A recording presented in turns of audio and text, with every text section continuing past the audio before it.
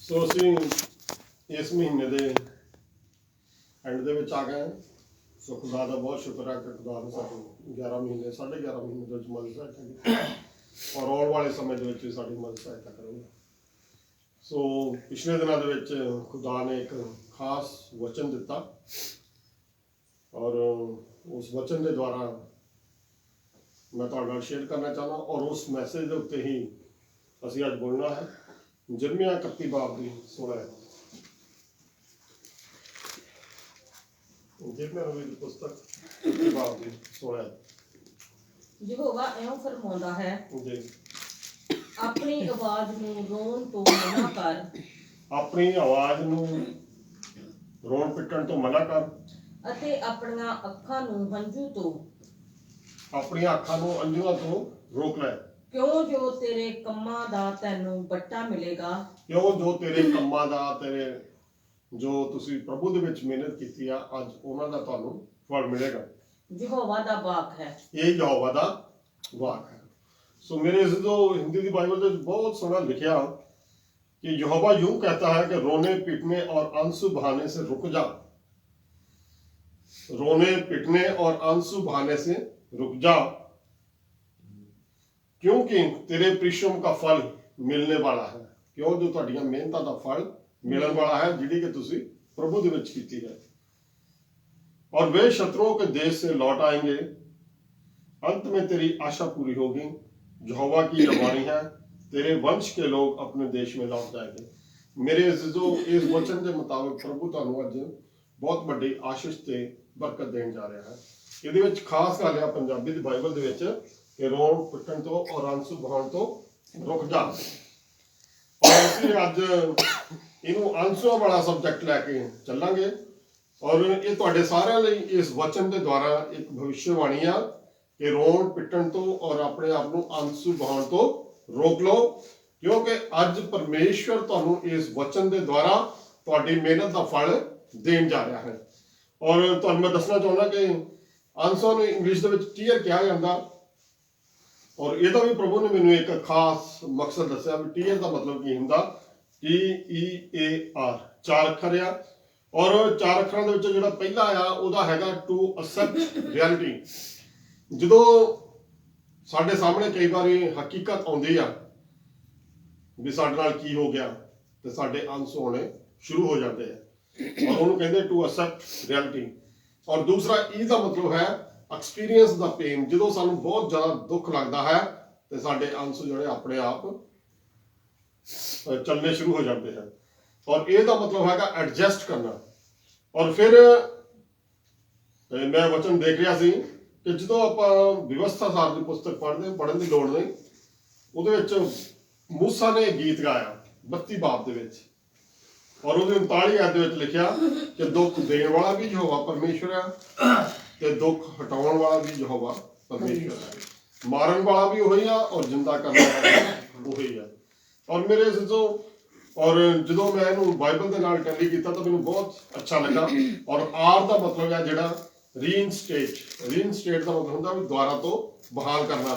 ਔਰ ਇਹਦੇ ਲਈ ਮੈਨੂੰ ਵਚਨ ਮਿਲਿਆ ਯਸ਼ਾਇਆ 40 ਬਾਬ ਦੀ 31 ਹੈ। ਉਹ ਕਹਿੰਦਾ ਕਿ ਮੈਂ ਤੁਹਾਨੂੰ ਉਕਾਬਾ ਦੀ ਤਰ੍ਹਾਂ ਇੱਕ ਨਵਾਂ ਬਲ ਬਖਸ਼ਾਂਗਾ। ਯਸ਼ਾਇਆ 40 ਕਿੱਥੋਂ ਪੜ੍ਹਦੇ? ਪਰ ਯਹੋਵਾ ਦੇ ਉਡੀਕਣ ਵਾਲੇ ਨਵੇਂ ਸਿਰਿਓਂ ਬਲ ਪਾਉਣਗੇ। ਯਹੋਵਾ ਦੇ ਉਡੀਕਣ ਵਾਲੇ ਜਿਹੜੇ ਯਹੋਵਾ ਪਰਮੇਸ਼ਰ ਨੂੰ ਉਡੀਕਦੇ ਆ ਉਹ ਇੱਕ ਨਵੇਂ ਸਿਰਿਓਂ ਬਲ ਪਾਉਣਗੇ। ਉਹ ਉਕਾਬਾਂ ਵਾਂਗ ਖੰਭਾਂ ਉੱਤੇ ਉਡਣਗੇ। ਉਹ ਉਕਾਬਾਂ ਵਾਂਗੂ ਖੰਭਾਂ ਦੇ ਉੱਤੇ ਬਹੁਤ ਉੱਚੀਆਂ ਉਡਾਈਆਂ बहुत ऊंचाइयां ते उड़नगे। ਉਹ ਦੌੜਨਗੇ ਨਾ ਥੱਕਣਗੇ। ਉਹ ਦੌੜਨਗੇ ਔਰ ਨਾ ਕਦੀ ਥੱਕਣਗੇ। ਉਹ ਫਿਰਨਗੇ ਅਤੇ ਹੁੱਸਣਗੇ ਨਹੀਂ। ਉਹ ਫਿਰਨਗੇ ਕਦੀ ਵੀ ਥੱਕਣਗੇ ਨਹੀਂ। ਮੇਰੇ ਅਜ਼ੀਜ਼ੋ ਇਹ ਟੀਅਰ ਦਾ ਮਤਲਬ ਹੈ ਜਿਹੜੇ ਕਿ ਮੈਨੂੰ ਅੱਜ ਪ੍ਰਭੂ ਯਿਸੂ ਨੇ ਆਪਣੇ ਪਾਕ ਵਚਨਾਂ ਦੇ ਰਾਹੀਂ ਔਰ ਪਵਿੱਤਰ ਆਤਮਾ ਨੇ ਮੈਨੂੰ ਮਤਲਬ ਇਹ ਟੀਅਰ ਦਾ ਮਤਲਬ ਸਮਝਾਇਆ ਕਿ ਟੀਅਰ ਦਾ ਮਤਲਬ ਕੀ ਆ। ਔਰ ਮੇਰੇ ਅਜ਼ੀਜ਼ੋ ਆਂਸੂਆਂ ਦੇ ਉੱਤੇ ਹੀ ਮੈਂ ਅੱਜ ਸਾਰਾ ਮੈਸੇਜ ਤਿਆਰ ਕੀਤਾ ਹੈ ਔਰ ਅਸੀਂ ਹੁਣ ਪੜਾਂਗੇ ਜ਼ਬੂਰਾਂ ਦੀ ਪੋਥੀ 56 ਬਾਬ ਦੀ 8 ਹੈ।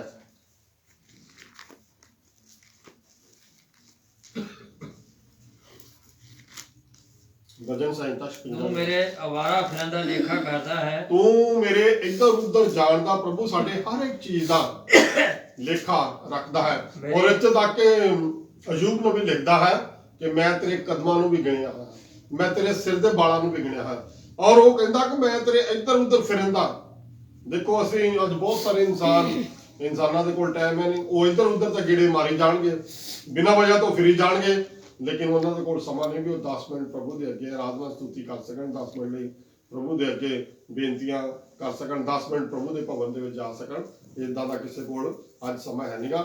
ਲੇਕਿਨ ਦੇਖੋ ਪ੍ਰਭੂ ਯਿਸੂ ਮਸੀਹ ਕਹਿ ਰਿਹਾ ਕਿ ਮੈਂ ਤੇਰੇ ਅਵਾਰਾ ਫਿਰਨ ਦਾ ਵੀ ਹਿਸਾਬ ਕਿਤਾਬ ਰੱਖਦਾ ਹਾਂ। ਲੇਖਾਂ ਦਾ ਮਤਲਬ ਹਿਸਾਬ ਕਿਤਾਬ ਰੱਖਦਾ ਹਾਂ। ਹਾਂਜੀ, ਮੇਰੀਆਂ ਅੰਜੀਆਂ ਨੂੰ ਆਪਣੇ ਕੁੱਪੇ ਵਿੱਚ ਰੱਖ ਛੱਡ, ਮੇਰੇ ਅੰਸ਼ਾਂ ਨੂੰ ਕਹਿੰਦਾ ਆਪਣੀ ਕੁੱਪੀ ਦੇ ਵਿੱਚ ਜਮਾ ਕਰ ਲੈ। ਦੇਖੋ ਇੱਕ ਦਰਦੀ ਇਨਸਾਨ, ਦੁਖੀ ਦਿਲ ਇਨਸਾਨ ਪ੍ਰਭੂ ਯਿਸੂ ਮਸੀਹ ਦੇ ਨਾਮ ਕਹਿ ਰਿਹਾ ਕਿ ਮੇਰੇ ਅੰਸ਼ਾਂ ਨੂੰ ਆਪਣੀ ਕੁੱਪੀ ਵਿੱਚ ਜਮਾ ਕਰ ਲਾ। ਭਲਾ ਉਹ ਤੇਰੀ ਵਹੀ ਵਿੱਚ ਨਹੀਂ ਹਨ? ਕੀ ਉਹ ਤੇਰੇ ਕਹਿੰਦਾ ਬਈ ਖਾਤੇ ਵਿੱਚ ਨਹੀਂ ਲਿਖਿਆ ਗਈਆਂ? ਤੇਰੇ ਅਕਾਊਂਟ ਬੁੱਕ ਦੇ ਵਿੱਚ ਉਹ ਲਿਖਿਆ ਨਹੀਂ ਗਿਆ ਮੇਰੇ ਅੰਸ਼ਾਂ ਦਾ ਹਿਸਾਬ? ਔਰ ਮੇਰੇ ਜਿਨ੍ਹਾਂ ਲੋਕਾਂ ਨੇ ਵੀ ਖੁਦਾ ਦੇ ਅੱਗੇ ਅੰਸ਼ਾਂ ਨਾਲ ਪ੍ਰਾਰਥਨਾ ਕੀਤੀਆਂ ਉਹ ਕਦੇ ਵੀ ਨਿਰਾਸ਼ ਨਹੀਂ ਹੋਏ। ਔਰ ਜਦੋਂ ਇਹ ਅੰਸ਼ਾਂ ਨੇ ਕੀਤੀ ਹੋਈ ਪ੍ਰਾਰਥਨਾ ਇੱਕਦਮ ਖੁਦਾ ਦੇ ਹਜ਼ੂਰ ਪਹੁੰਚ ਜਾਂਦੀ ਹੈ ਔਰ ਉਹਦਾ ਜਵਾਬ ਸਾਨੂੰ ਬਹੁਤ ਜਲਦੀ ਮਿਲਦਾ ਹੈ। ਔਰ ਦੂਸਰਾ ਇੱਕ ਹੋਰ 80 ਬਾਬ ਦੀ 5 ਪੜ੍ਹੀਏ ਇਸੇ ਦੇ, ਇਹਨੂੰ ਆਪਾਂ ਸਿੱਧ ਵੀ ਕਰਨਾ ਵੀ ਕਿੱਦਾਂ ਹੋਇਆ। 80 ਬਾਬ ਦੀ 5 ਜ਼ਰੂਰ। ਤੂੰ ਉਹਨਾਂ ਨੂੰ ਹੰਝੂਆਂ ਦੀ ਰੋਟੀ ਖਵਾਈ ਹੈ, ਤੂੰ ਉਹਨਾਂ ਨੂੰ ਦਿਨ ਰਾਤ ਕਹਿੰਦਾ ਅੰਸੂਆਂ ਦੀ ਰੋਟੀ ਖਿਲਾਈ ਹੈ, ਜਿਨ੍ਹਾਂ ਨੇ ਤੇਰੇ ਅੱਗੇ ਦਿਨ ਰਾਤ ਅੰਸੂ ਬਹਾਏ ਹਨ। ਮੇਰੇ ਜਦੋਂ ਪਿਛਲੇ ਦਿਨਾਂ ਦੇ ਵਿੱਚ ਅਫਗਾਨਿਸਤਾਨ ਦੇ ਵਿੱਚ ਕੁਛ ਪੈਂਟੀਕੋਸਟਲ ਪਾਦਰੀ ਫੜੇ ਗਏ ਔਰ ਉਹਨਾਂ ਨੇ ਸਜ਼ਾ ਦਾ ਹੁਕਮ ਦੇ ਦਿੱਤਾ। ਔਰ ਕੀ ਉੱਥੇ ਜਦੋਂ ਉਹਨਾਂ ਨੂੰ ਸਜ਼ਾ ਦਾ ਹੁਕਮ ਹੋਇਆ ਤਾਂ ਕੀ ਉਹਨਾਂ ਨੇ ਅੰਸੂ ਨਹੀਂ ਬਹਾਏ ਹੋਣਗੇ ਖੁਦਾ ਦੇ ਅੱਗੇ? ਕੀ ਜਿਹੜੀ ਉਹਨਾਂ ਦੇ ਪਿੱਛੇ ਕਲੀਸਿਆ ਅੰਸੂਆਂ ਨਾਲ ਦੁਆ ਨਹੀਂ ਕਰਨੀ ਹੋਵੇਗੀ?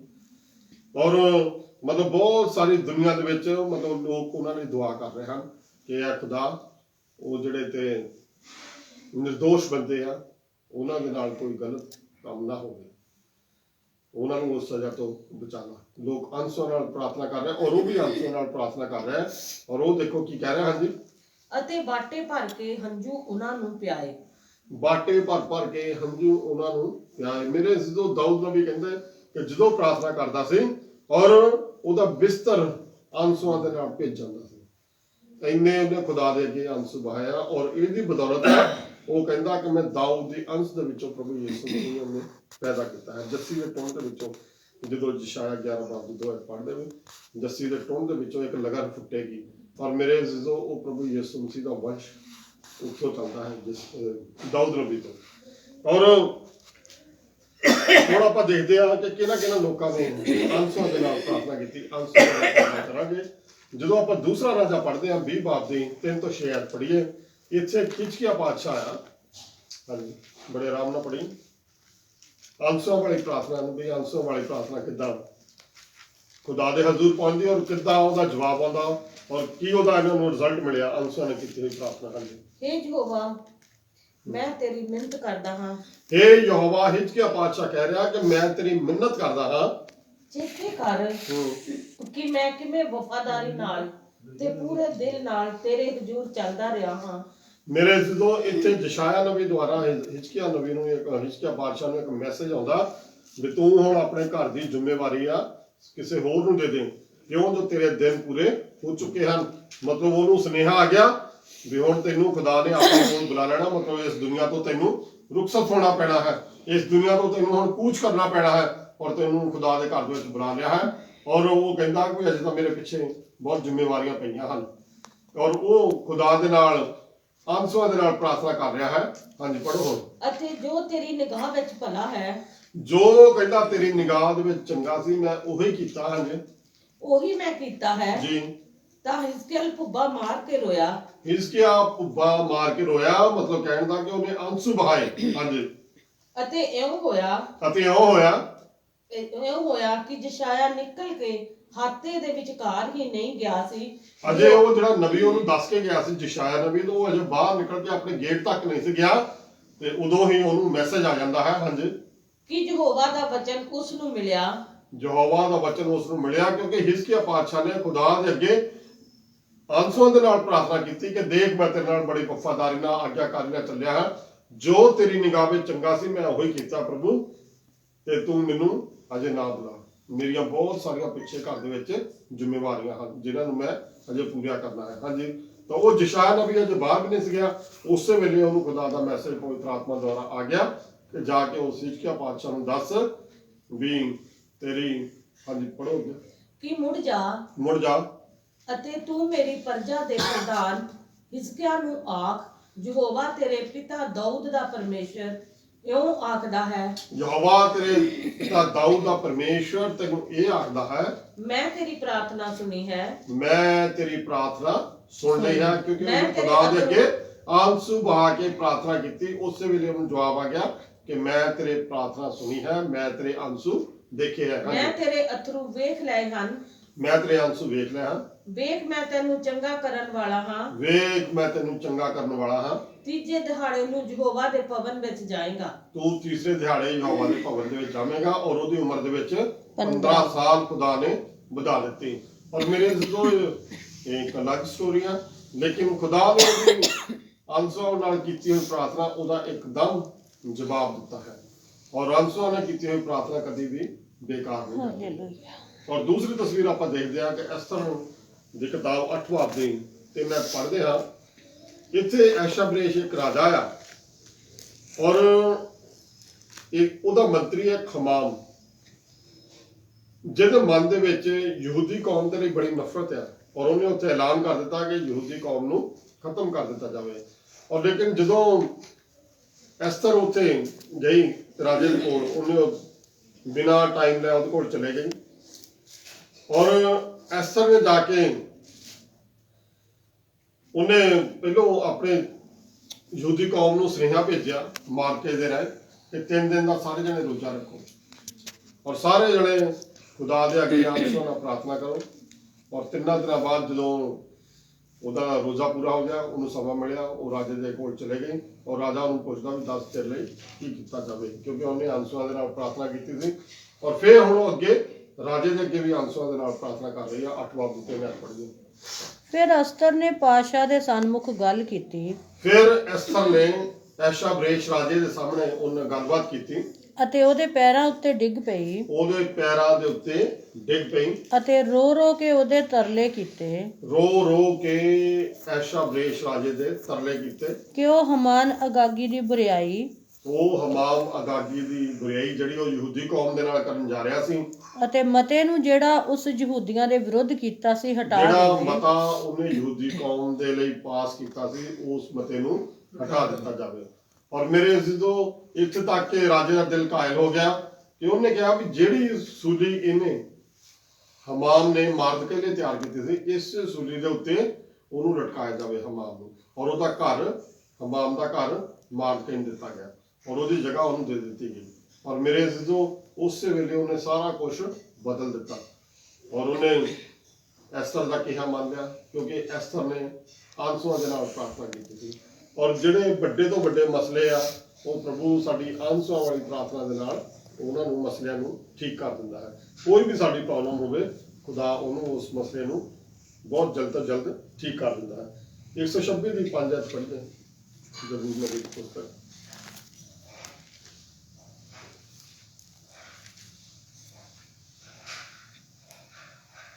ਜਿਹੜੇ ਅੰਜੂਆਂ ਨਾਲ ਬੀਜਦੇ ਹਨ, ਜਿਹੜੇ ਅੰਜੂਆਂ ਦੇ ਨਾਲ ਬੀਜਦੇ ਹਨ, ਉਹ ਜੈਕਾਰਿਆਂ ਨਾਲ ਉਹ ਵੱਢਣਗੇ। ਜੈਕਾਰਿਆਂ ਦੇ ਨਾਲ ਵੱਢਣਗੇ।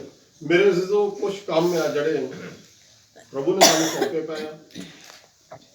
ਪ੍ਰਭੂ ਦੀ ਮਰਜ਼ੀ ਦੇ ਨਾਲ ਉਹ ਕੰਮ ਉਹਨੇ ਕੋਈ ਸਾਨੂੰ ਸੌਂਪਿਆ ਤਾਂ ਉਹ ਸਾਨੂੰ ਕਰਨਾ ਪੈਣਾ ਹੈ, ਚਾਹੇ ਅਸੀਂ ਤੰਗ ਹੋਈਏ, ਚਾਹੇ ਜੋ ਮਰਜ਼ੀ ਹੋਈਏ। ਜਿਹੜਾ ਪ੍ਰਣ ਅਸੀਂ ਪ੍ਰਭੂ ਦੇ ਨਾਲ ਕਰ ਲਿਆ, ਉਹ ਪ੍ਰਣ ਨੂੰ ਪੂਰਾ ਕਰਨਾ ਪੈਣਾ, ਉਹ ਵਾਅਦਾ ਪੂਰਾ ਕਰਨਾ ਪੈਣਾ ਹੈ। ਔਰ ਖੁਦਾ ਦੇ ਕਲਾਮ 'ਚ ਲਿਖਿਆ ਕਿ ਜਿਹੜੇ ਅੰਜੂਆਂ ਨੂੰ ਬੀਜਣਗੇ, ਮਤਲਬ ਔਖੇ ਸੌਖੇ ਹੋ ਕੇ ਜੋ ਕੁਝ ਪ੍ਰਭੂ ਨੇ ਉਹਨਾਂ ਨੂੰ ਕੰਮ ਦਿੱਤਾ ਉਹ ਕਰ ਰਹੇ ਹਨ, ਉਹ ਜੈਕਾਰਿਆਂ ਦੇ ਨਾਲ ਵੱਢਣਗੇ। ਜੈਕਾਰਿਆਂ ਦੇ ਨਾਲ ਵੱਢਣ ਦਾ ਮਤਲਬ ਕਿ ਬਹੁਤ ਵੱਡੀ ਫਸਲ ਨੂੰ, ਜਿਨ੍ਹਾਂ ਚੀਜ਼ਾਂ ਦਾ ਅਸੀਂ ਸੋਚ ਵੀ ਨਹੀਂ ਸਕਦੇ। ਖੁਦਾ ਦੇ ਪਾਕ ਕਲਾਮ 'ਚ ਲਿਖਿਆ ਕਿ ਜਿਹੜੀਆਂ ਚੀਜ਼ਾਂ ਤੂੰ ਸੋਚ ਵੀ ਨਹੀਂ ਸਕਦਾ, ਮੈਂ ਤੈਨੂੰ ਉਸ ਤੋਂ ਕਿਤੇ ਜ਼ਿਆਦਾ ਦੇਣ ਦੀ ਸਮਰੱਥਾ ਰੱਖਦਾ ਹੈ, ਬਸ਼ਰਤੇ ਕਿ ਪ੍ਰਭੂ ਦੇ ਨਾਲ ਅਸੀਂ ਵਫਾਦਾਰੀ ਦੇ ਨਾਲ, ਆਗਿਆਕਾਰੀ ਦੇ ਨਾਲ ਔਰ ਉਹਦੇ ਵਚਨ ਦੇ ਵਿੱਚ ਅਸੀਂ ਬਣੇ ਰਹੀਏ ਔਰ ਚੱਲਦੇ ਰਹੀਏ, ਤਾਂ ਸਾਡੇ ਲਈ ਸਾਰੇ ਪਰਮੇਸ਼ਰ ਨੇ ਸਾਰੇ ਰਸਤੇ ਖੋਲ੍ਹ ਦਿੱਤੇ ਹਨ। ਔਰ ਜਦੋਂ ਅਸੀਂ ਅੰਜੂਆਂ ਦੇ ਨਾਲ ਪ੍ਰਾਰਥਨਾ ਕਰਦੇ ਤਾਂ ਖੁਦਾ ਸਾਨੂੰ ਉਹ ਪ੍ਰਾਰਥਨਾਵਾਂ ਦਾ ਜਵਾਬ ਦਿੰਦਾ ਹੈ। ਔਰ ਇੱਕ ਵਚਨ ਹੋਰ ਪੜ੍ਹਿਆ, 2 ਤਿਮੋਥੀਉਸ 1:4 ਹੈ। दूसरा तीमुथियुस 1:4 पौलुस उस तीमुथियुस ਨੂੰ ਕਹਿ ਰਿਹਾ ਅਤੇ ਤੇਰੀਆਂ ਅੰਜੂਆਂ ਨੂੰ ਚੇਤੇ ਕਰਕੇ ਰਾਤ ਦਿਨ ਤੇਰੇ ਵੇਖਣ ਨੂੰ ਲੋਚਦਾ ਹਾਂ। ਪੌਲੁਸ ਉਸ ਆਨੰਦ ਨਾਲ ਤਿਮੋਥਿਉਸ ਨੂੰ ਭਰ ਕਹਿ ਰਿਹਾ ਕਿ ਮੈਂ ਦਿਨ ਰਾਤ ਅੰਜੂਆਂ ਦੇ ਨਾਲ ਤੈਨੂੰ ਚੇਤੇ ਕਰਦਾ ਹਾਂ। ਅੱਗੇ ਅਤੇ ਤੇਰੀਆਂ ਅੰਜੂਆਂ ਨੂੰ ਚੇਤੇ ਕਰਕੇ ਤੇਰੇ ਅੰਜੂਆਂ ਨੂੰ ਚੇਤੇ ਕਰਕੇ ਰਾਤ ਦਿਨ ਤੇਰੇ ਵੇਖਣ ਨੂੰ ਲੋਚਦਾ ਹਾਂ, ਰਾਤ ਦਿਨ ਮੈਂ ਤੈਨੂੰ ਵੇਖਣ ਨੂੰ ਲੋਚਦਾ ਹਾਂ। ਬਈ ਮਤਲਬ ਆਨੰਦ ਨਾਲ ਭਰ ਜਾਵਾਂ। ਤਾਂ ਜੋ ਮੈਂ ਆਨੰਦ ਦੇ ਨਾਲ ਭਰ ਜਾਵਾਂ। ਮੇਰੇ ਅਜ਼ੀਜ਼ੋ, ਪ੍ਰਭੂ ਯਿਸੂ ਮਸੀਹ ਵੀ ਸਾਨੂੰ ਸਾਡੇ ਅੰਸਾਂ ਨੂੰ ਦੇਖ ਕੇ, ਸਾਡੀ ਵੱਲ ਦੇਖ ਕੇ ਬਹੁਤ ਪ੍ਰਭੂ ਦੀ ਸਾਡੇ ਨਾਲ ਮਿਲਣ ਦੀ ਚਾਹਤ ਰਹਿੰਦੀ ਆ ਕਿ ਮੈਂ ਜਲਦ ਤੋਂ ਜਲਦ ਇਹਨਾਂ ਨੂੰ ਮਿਲਾਂ, ਜਿਸ ਤਰ੍ਹਾਂ ਕਿ ਪੌਲੁਸ ਤਿਮੋਥਿਉਸ ਨੂੰ ਕਹਿ ਰਿਹਾ ਹੈ। ਔਰ ਮੇਰੇ ਅਜ਼ੀਜ਼ੋ, ਅੰਸਾਂ ਨਾਲ ਕੀਤੀ ਹੋਈ ਪ੍ਰਾਰਥਨਾ ਕਦੀ ਬੇਕਾਰ ਨਹੀਂ ਜਾਂਦੀ। ਯੂਹੰਨਾ ਨਬੀ ਦੀ ਪੁਸਤਕ 16 ਬਾਬ ਦੀ 20 ਅਧ ਪੜੋ। ਯੂਹੰਨਾ ਨਬੀ ਦੀ ਪੁਸਤਕ 16 ਬਾਬ 20 ਹੈ। ਹੌਲੀ ਹੌਲੀ ਪੜ੍ਹੀਆ ਰਾਮ। ਮੈਂ ਤੈਨੂੰ ਸੱਚ ਸੱਚ ਆਖਦਾ ਹਾਂ, ਮੈਂ ਤੁਹਾਨੂੰ ਸੱਚ ਸੱਚ ਆਖਦਾ ਹਾਂ, ਬਈ ਤੁਸੀਂ ਰੋਵੋਗੇ ਤੁਸੀਂ ਰੋਵੋਗੇ ਅਤੇ ਸ਼ੋਕ ਕਰੋਗੇ, ਸੋ ਕਰੋਗੇ, ਪਰ ਜਗਤ ਆਨੰਦ ਕਰੇਗਾ। ਪਰ ਜਗਤ ਆਨੰਦ ਕਰੇਗਾ। ਮੇਰੇ ਅਜ਼ੀਜ਼ੋ, ਜਿਹੜੇ ਆਪਾਂ ਦੇਖਦੇ ਹਾਂ ਕਿ ਸਵਰਗ ਨੂੰ ਇੱਕ ਅੱਖ ਦੇਖਦੇ ਹੁੰਦੇ ਸੀ, ਔਰ ਇੱਕ ਅੱਖ ਦੇਖ ਰਹੀ ਆ, ਔਰ ਦੋ ਰਸਤੇ ਆ। ਇੱਕ ਤੰਗ ਰਸਤਾ ਆ ਔਰ ਇੱਕ ਖੁੱਲਾ ਰਸਤਾ। ਔਰ ਖੁੱਲੇ ਰਸਤੇ ਵੱਲ ਦੁਨੀਆ ਬੜੀ ਖੁਸ਼ਹਾਲੀ ਦੇ ਨਾਲ ਜੀ ਰਹੀ ਆ। ਬੜੇ ਨਾਚ ਰੰਗ ਆ, ਬੜਾ ਕੁਛ ਆ, ਕੋਈ ਜ਼ਿੰਦਗੀ ਦਾ ਪੂਰਾ ਲੁਤਫ ਇੰਜੋਇਮੈਂਟ ਕਰ ਰਿਹਾ। ਲੇਕਿਨ ਧਰਮੀ ਇਨਸਾਨ ਆ ਜਿਹੜੇ, ਉਹ ਬੜੀ ਵਚਨ ਦੇ ਨਾਲ ਚੱਲਦੇ ਹੋਏ ਬੜੇ ਆਰਾਮ ਦੇ ਨਾਲ ਚੱਲ ਰਹੇ ਆ, ਔਰ ਤੰਗ ਰਸਤੇ ਥਾਂ ਨਹੀਂ ਗੁਜ਼ਰ ਰਹੇ। ਵੀ ਇੱਥੋਂ ਏਦਾਂ ਨਹੀਂ, ਪਰਮੇਸ਼ਵਰ ਦੇ ਵਚਨ 'ਚ ਏਦਾਂ ਲਿਖਿਆ, ਅਸੀਂ ਇਸ ਰਸਤੇ ਨਹੀਂ ਜਾਣਾ। ਪਰਮੇਸ਼ਵਰ ਦੇ ਵਚਨ 'ਚ ਏਦਾਂ ਲਿਖਿਆ ਕਿ ਅਸੀਂ ਇਹ ਕੰਮ ਨਹੀਂ ਕਰਨਾ, ਇਹ ਕੰਮ ਖੁਦਾ ਦੀਆਂ ਨਜ਼ਰਾਂ ਦੇ ਵਿੱਚ ਚੰਗਾ ਨਹੀਂ ਹੈ। ਹਾਂਜੀ ਪੜੋ। ਤੁਸੀਂ ਉਦਾਸ ਹੋਵੋਗੇ, ਪਰ ਤੁਹਾਡੀ ਉਦਾਸੀ ਆਨੰਦ ਨਾਲ ਬਦਲ ਜਾਵੇਗੀ। ਤੁਸੀਂ ਉਦਾਸ ਹੋਵੋਗੇ, ਪਰ ਤੁਹਾਡੀ ਜਿਹੜੀ ਉਦਾਸੀ ਆ ਉਹ ਆਨੰਦ ਵਿੱਚ ਬਦਲ ਜਾਵੇਗੀ। ਮੇਰੇ ਅਜ਼ੀਜ਼ੋ, ਕਿਉਂਕਿ ਜਿਹੜਾ ਇਹ ਸਾਰਾ ਇਹ ਜੀਵਨ ਹੈ ਬਹੁਤ ਥੋੜੇ ਸਮੇਂ ਦਾ, ਲੇਕਿਨ ਜਿਹੜੇ ਪ੍ਰਭੂ ਦੇ ਨਾਲ ਵਫਾਦਾਰੀ ਨਾਲ ਆਗਿਆਕਾਰੀ ਨਾਲ ਚੱਲਣਗੇ, ਉਹਨਾਂ ਦੇ ਕੋਲ ਅਨੰਤ ਕਾਲ ਦਾ ਜੀਵਨ ਹੈ ਜਿਹਦਾ ਕੋਈ ਐਂਡ ਨਹੀਂਗਾ। ਜਿਸ ਤਰ੍ਹਾਂ ਪ੍ਰਭੂ ਯਿਸੂ ਮਸੀਹ ਸਵਰਗ ਦੇ ਵਿੱਚ ਹੈ, ਸਾਨੂੰ ਵੀ ਆਪਣੇ ਕੋਲ ਸਵਰਗ ਦੇ ਵਿੱਚ ਲੈ ਕੇ ਜਾਵੇਗਾ। ਕਿਉਂਕਿ ਯੂਹੰਨਾ 14:2 'ਚ ਲਿਖਿਆ ਕਿ ਮੇਰੇ ਬਾਪ ਦੇ ਘਰ ਦੇ ਵਿੱਚ ਬਹੁਤ ਸਾਰੇ ਮਕਾਨ ਆ, ਜਿੱਥੇ ਮੈਂ ਤੁਹਾਡੇ ਲਈ ਜਗ੍ਹਾ ਤਿਆਰ ਕੀਤੀ ਹੈ। ਔਰ ਮੇਰੇ ਅਜ਼ੀਜ਼ੋ, ਇੱਕ ਹੋਰ ਵਚਨ ਪੜ੍ਹੀਏ, ਯਸ਼ਾਇਆ ਨਬੀ ਦੀ ਪੁਸਤਕ 25 ਬਾਬ ਦੀ 8 ਹੈ।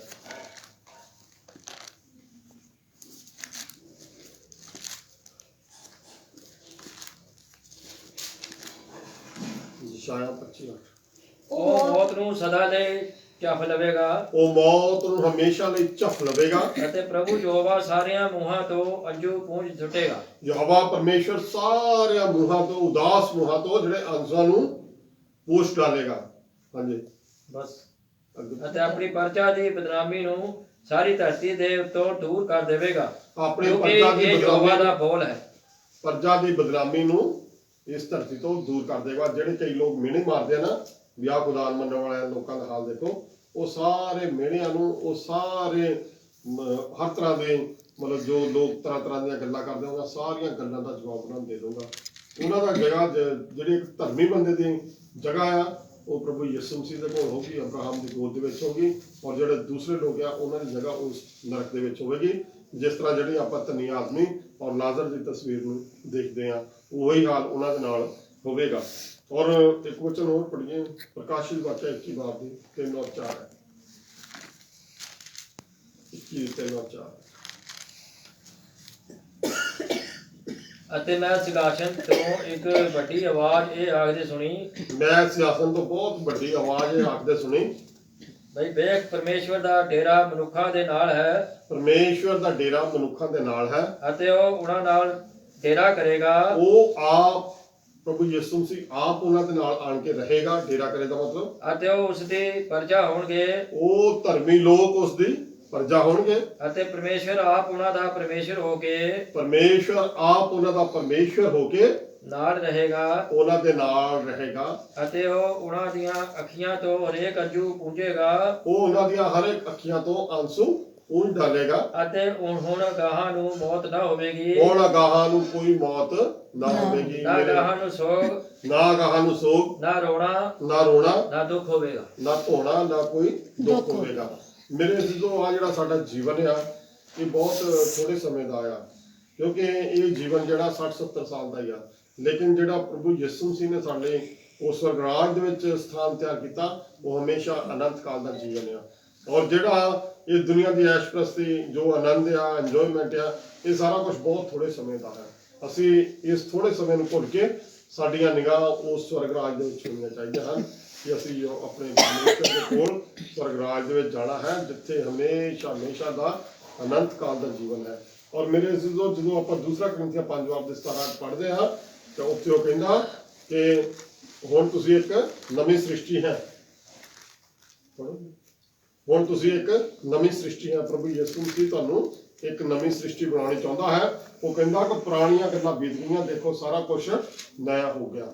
ਜੋ ਕੋਈ ਮਸੀਹ ਵਿੱਚ ਹੈ, ਜੋ ਕੋਈ ਮਸੀਹ ਵਿੱਚ ਹੈ ਤਾਂ ਉਹ ਨਵੀਂ ਸ੍ਰਿਸ਼ਟੀ ਹੈ, ਉਹ ਨਵੀਂ ਸ੍ਰਿਸ਼ਟੀ ਹੈ। ਪੁਰਾਣੀਆਂ ਗੱਲਾਂ ਬੀਤ ਗਈਆਂ, ਪੁਰਾਣੀਆਂ ਗੱਲਾਂ ਬੀਤ ਗਈਆਂ ਅਤੇ ਵੇਖੋ ਨਵੀਆਂ ਹੋ ਗਈਆਂ। ਉਹ ਸਾਰਾ ਕੁਝ ਨਵਾਂ ਹੋ ਜਾਵੇਗਾ। ਮੇਰੇ ਅਜ਼ੀਜ਼ੋ, ਇਹ ਧਰਤੀ ਆਕਾਸ਼ ਸਾਰਾ ਕੁਝ ਇੱਥੋਂ ਜਾਂਦਾ ਰਹਿਣਾ ਹੈ। ਔਰ ਪੁਰਾਣੀਆਂ ਗੱਲਾਂ ਕਹਿੰਦਾ ਬੀਤ ਗਈਆਂ ਤਾਂ ਸਾਰਾ ਕੁਝ ਨਵਾਂ ਹੋ ਜਾਣਾ ਹੈ। ਮੇਰੇ ਅਜ਼ੀਜ਼ੋ, ਅੱਜ ਪ੍ਰਭੂ ਯਿਸੂ ਮਸੀਹ ਕਹਿ ਰਿਹਾ ਕਿ ਦੇਖ ਮੈਂ ਤੁਹਾਡੇ ਦਿਲ ਦੇ ਦਰਵਾਜ਼ੇ ਤੇ ਖੜਾ ਖਟਖਟਾਉਣਾ। ਜੇ ਅਗਰ ਤੁਸੀਂ ਅੱਜ ਪ੍ਰਭੂ ਦੀ ਆਵਾਜ਼ ਨੂੰ ਸੁਣੋਗੇ, ਆਪਣੇ ਦਿਲ ਦਾ ਦਰਵਾਜ਼ਾ ਖੋਲੋਗੇ ਤਾਂ ਉਹ ਤੁਹਾਡੇ ਦਿਲ ਵਿੱਚ ਆ ਕੇ ਵਾਸ ਕਰੇਗਾ ਔਰ ਤੁਹਾਡੇ ਨਾਲ ਭੋਜਨ ਛਕੇਗਾ। ਮੇਰੇ ਅਜ਼ੀਜ਼ੋ, ਅੱਜ ਪ੍ਰਭੂ ਯਿਸੂ ਮਸੀਹ ਤੁਹਾਨੂੰ ਕਹਿ ਰਿਹਾ, ਅੱਜ ਤੁਹਾਡੇ ਸਾਰਿਆਂ ਲਈ ਸਵਰਗ ਰਾਜ ਦਾ ਦਰਵਾਜ਼ਾ ਖੁੱਲ੍ਹਾ ਹੈ। ਅੱਜ ਤੁਸੀਂ ਆਪਣੇ ਆਪ ਨੂੰ ਤਿਆਰ ਕਰੋ ਕਿ ਤੁਸੀਂ ਆਪਣਾ ਜੀਵਨ ਜਿਹੜਾ ਪ੍ਰਭੂ ਯਿਸੂ ਮਸੀਹ ਨੂੰ ਦਿਓ, ਤਾਂ ਜੋ ਆਪਾਂ ਅਨੰਤ ਕਾਲ ਦੇ ਜੀਵਨ ਦੇ ਵਿੱਚ ਪ੍ਰਵੇਸ਼ ਕਰ ਸਕੀਏ। ਔਰ ਜੇਕਰ ਅਸੀਂ ਇਹ ਵਚਨ ਸੁਣ ਕੇ ਵੀ ਅਸੀਂ ਪ੍ਰਵਾਹ ਨਹੀਂ ਕਰਦੇ ਤਾਂ ਯਹੋਵਾ ਪਰਮੇਸ਼ਵਰ ਵੀ ਸਾਡੇ ਲਈ ਰੋਂਦਾ ਹੈ। ਔਰ ਜਿਰਮੀਆ ਨਬੀ ਦੀ ਪੁਸਤਕ 13:17 ਪੜ੍ਹੀਏ, ਬਸ ਲਾਸਟ ਜਿਰਮੀਆ 13:17। ਯਹੋਵਾ ਪਰਮੇਸ਼ਵਰ ਵੀ ਪਰਦੇ ਦੇ ਵਿੱਚ ਸਾਡੇ ਲਈ ਰੋਂਦਾ ਹੈ। ਉਹ ਨਹੀਂ ਚਾਹੁੰਦਾ ਕਿ ਕੋਈ ਵੀ ਰੂਹ ਹਲਾਕ ਹੋਵੇ, ਉਹ ਚਾਹੁੰਦਾ ਕਿ ਸਾਰੀਆਂ ਰੂਹਾਂ ਬਚਾਈਆਂ ਜਾਣ, ਸਾਰੀ ਦੁਨੀਆ ਬਚਾਈ ਜਾਵੇ। ਜੇ 13:17। ਤੁਸੀਂ ਨਾ ਸੁਣੋਗੇ, ਜੇ ਅਗਰ ਤੁਸੀਂ ਇਹ ਯਹੋਵਾ ਪਰਮੇਸ਼ਵਰ ਦਾ ਵਚਨ ਨਾ ਸੁਣੋਗੇ ਔਰ ਨਾ ਇਹਦੇ ਉੱਤੇ ਕੰਨ ਲਾਓਗੇ, ਹਾਂਜੀ, ਤਾਂ ਤੁਹਾਡੇ ਹੰਕਾਰ ਦੇ ਕਾਰਨ, ਤੁਹਾਡੇ ਹੰਕਾਰ ਦੇ ਕਾਰਨ, ਮਤਲਬ ਆਕੀ ਹੋਣ ਦੇ ਕਾਰਨ, ਮੇਰੀ ਜਾਨ ਪਰਦੇ ਵਿੱਚ ਰੋਵੇਗੀ। ਮੇਰੀ ਜਾਨ ਪਰਦੇ ਦੇ ਵਿੱਚ ਰੋਵੇਗੀ। ਮੇਰੇ ਅਜ਼ੀਜ਼ੋ, ਯਹੋਵਾ ਪਰਮੇਸ਼ਵਰ ਕਹਿ ਰਿਹਾ ਕਿ ਮੇਰੀ ਜਾਨ ਪਰਦੇ ਦੇ ਵਿੱਚ ਰੋਂਦੀ ਹੈ। ਹਾਂਜੀ, ਮੇਰੀਆਂ ਅੱਖਾਂ ਫੁੱਟ-ਫੁੱਟ ਕੇ ਰੋਣਗੀਆਂ ਮੇਰੀਆਂ ਅੱਖਾਂ ਫੁੱਟ-ਫੁੱਟ ਕੇ ਰੋਣਗੀਆਂ ਔਰ ਆਂਸੂ ਬਹਾਉਣਗੀਆਂ ਅਤੇ ਅਥਰੂ ਬਹਾਉਣਗੀਆਂ। ਅਤੇ ਆਂਸੂ ਬਹਾਉਣਗੀਆਂ ਕਿਉਂ ਜੋ ਯਹੋਵਾ ਦਾ ਇੱਜ਼ਤ ਫੜਿਆ ਗਿਆ। ਕਿਉਂ ਜੋ ਯਹੋਵਾ ਦਾ ਇੱਜ਼ਤ ਫੜਿਆ ਗਿਆ ਹੈ। ਔਰ ਮੇਰੇ ਅਜ਼ੀਜ਼ੋ, ਅੱਜ ਅਸੀਂ ਇਸ ਵਚਨ ਦੇ ਉੱਤੇ ਗੌਰ ਕਰਨੀ ਹੈ। ਪ੍ਰਭੂ ਯਿਸੂ ਮਸੀਹ ਨੇ ਸਾਨੂੰ ਇਸ ਜੀਵਨ ਇਸ ਲਈ ਦਿੱਤਾ ਹੈ ਕਿ ਅਸੀਂ ਉਹਦੀ ਆਰਾਧਨਾ, ਸਤੁਤੀ ਔਰ ਉਹਦੀ ਉਪਾਸਨਾ ਕਰੀਏ ਔਰ ਆਪਣੇ ਆਪ ਨੂੰ ਸਵਰਗਰਾਜ ਵਿੱਚ ਤਿਆਰ ਕਰੀਏ, ਨਾ ਕਿ ਅਸੀਂ ਇਸ ਦੁਨੀਆ ਦੇ ਇਸ ਆਨੰਦ ਦੇ ਵਿੱਚ ਫਿਰ ਕੇ ਆਪਣਾ ਜਿਹੜਾ ਜੀਵਨ ਹੈ ਉਹ ਬਰਬਾਦ ਕਰ ਦਈਏ। ਸੋ ਸਾਨੂੰ ਇਹ ਜ਼ਰੂਰਤ ਆ ਕਿ ਅਸੀਂ ਅੰਸ਼ਾਂ ਦੇ ਨਾਲ ਖੁਦਾ ਦੇ ਅੱਗੇ ਦੁਆ ਕਰੀਏ ਔਰ ਆਪਣੇ ਆਪ ਨੂੰ ਸਵਰਗਰਾਜ ਲਈ ਤਿਆਰ ਕਰੀਏ। ਸੋ ਖੁਦਾ ਇਹਨਾਂ ਵਚਨਾਂ ਦੇ ਨਾਲ ਤੁਹਾਨੂੰ ਸਾਰਿਆਂ ਨੂੰ ਬਹੁਤ ਸਾਰੀ ਆਸ਼ੀਸ਼ ਤੇ ਬਰਕਤ ਦੇ। ਆਮੀਨ।